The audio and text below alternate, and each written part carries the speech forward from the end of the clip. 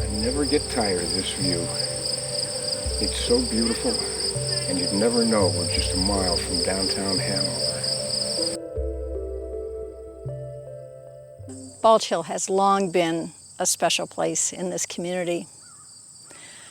Even before the 10 acres at the summit was protected by the Hanover Conservancy in 1970, this is a place that people came to go blueberry picking, to enjoy the views of Killington and Mount Ascutney and Baker Tower down here below. The landscape was quite a bit more open at the time. It was pastures, meadows, small orchard, but people loved it. And this is even where the Dartmouth ski team practiced skiing in the 1920s. When we moved to Hanover in 2004, we were delighted to find this marvelous natural area practically in our backyard. When we learned how and why this area was protected, we both became involved in the Conservancy and have been active with them ever since. Not long after the Conservancy acquired the 10-acre summit, a developer proposed constructing more than 100 condominiums on the land immediately surrounding it. When the town rejected that, they proposed 49 homes. That's when folks came together to protect the rest of this special place. The Hanover Conservancy, in partnership with the town and many, many neighbors, led a fundraising campaign to purchase the land for conservation, creating the Bulge Hill Natural Area. Our story begins at town meeting in 1961, when Hanover adopted its first zoning ordinance to guide responsible growth. The new ordinance was based on a consultant's report that included a proposed greenbelt of undeveloped land around the downtown. However, town officials at the time chose not to include this part in the warrant articles.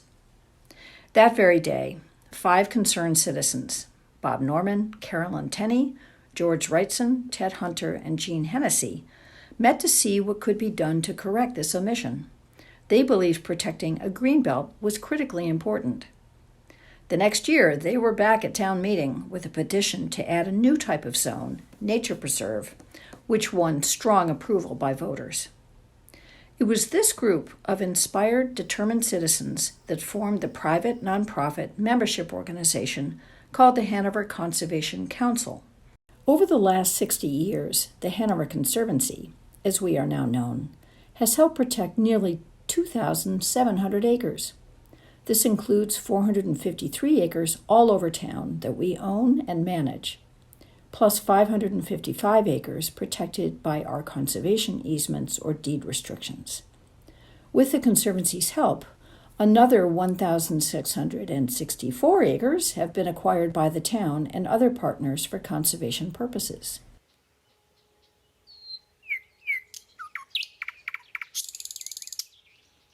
Here we are at Lower Slade Brook, which is named in honor of Jim and Evelyn Hornig, who recognized the importance of conserving this really beautiful natural area in Hanover. Jim was our board president for the Hanover Conservancy and served on the town's planning board, and also was a professor of environmental studies at Dartmouth College. We love it at Slade Brook. We love the trails. It's one of the closest ones to our home, and we come all the time. I love how the trail is so accessible, and I love seeing it over the seasons. Or in the summer, we go to Slade Brook to enjoy the water. As soon as you get in the shade, you can feel it cool down, and it's a really nice break from the summer heat.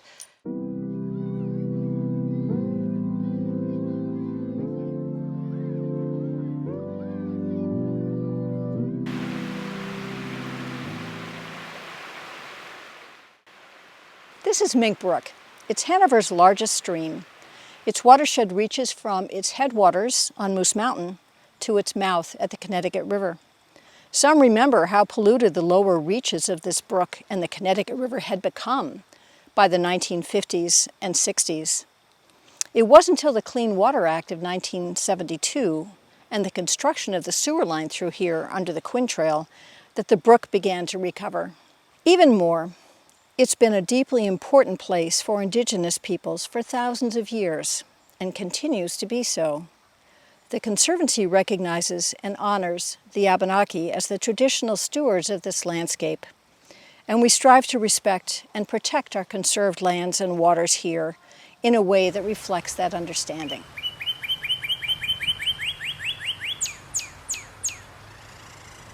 Conserving land comes with the responsibility of watching over these lands forever.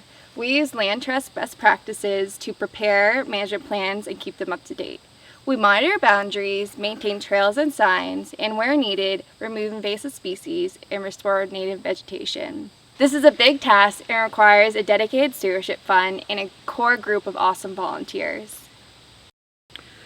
Caring for our conserved land is a great way to engage the community and have local volunteers join us in our efforts.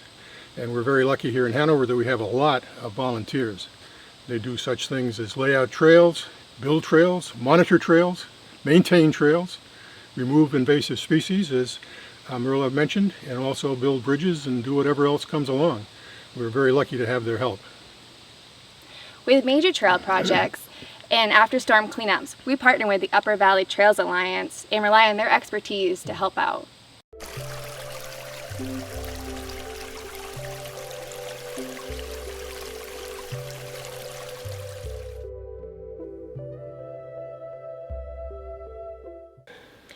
Our founders knew that getting people out on the land to learn about Hanover's natural resources would go hand in hand with efforts to conserve them. They began offering guided hikes and bird walks, and that program has continued and grown over the decades. Now, hundreds of participants of all ages get outdoors and explore with us every year. My involvement and introduction into the Hanover Conservancy began when I brought my children on one of those trips.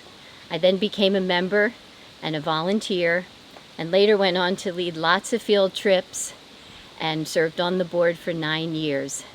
As a wildlife biologist, being involved and supporting a local conservation group like the Hanover Conservancy was a real meaningful way for me to give back to the community. I've been involved with the Hanover Conservancy for 20 years and have led more than 50 trips. Particularly popular are our winter snowshoe hikes, and people really like our annual Moonlight snowshoe hike on Slade Brook, on the trails around Slade Brook in rural Hanover. Natural and cultural history are also included into our programs, telling the story of Hanover's past and how settlements shaped the landscape and resources we have today. Teamwork has always been the best way to get conservation done. And our favorite partner from the time we began was the town of Hanover. Over the years, we've worked to help protect a number of pieces of land in town with the goal of having it become town property. That was the case with the Tansy Tract back in 1966, and fast forward all the way to today here at the Minkbrook Community Forest and Greensboro Road. And you know, as the small town of Hanover, we don't have a lot of resources to work on land conservation, acquisition, land planning projects the way larger communities do.